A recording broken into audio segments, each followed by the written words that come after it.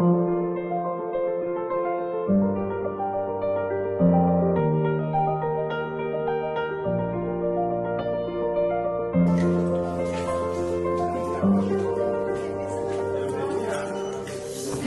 à tous. J'ai été ravie de revoir mon homologue que j'avais eu l'occasion de voir il y a quelques semaines à peine à Genève.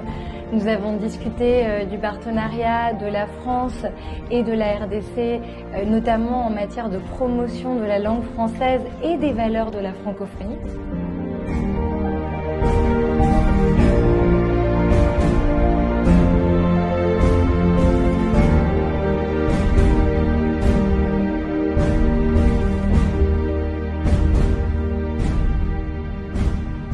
Nous avons discuté du partenariat de la France et de la RDC, notamment en matière de promotion de la langue française et des valeurs de la francophonie.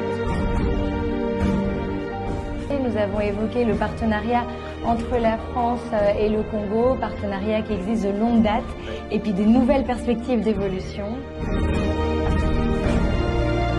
Nous savons que la RDC est très attachée au multilatéralisme. Nous avons d'ailleurs discuté des résolutions au sein des Nations Unies, de l'avancée de votre place en tant que membre au Conseil de sécurité des Nations Unies pour 2 ans.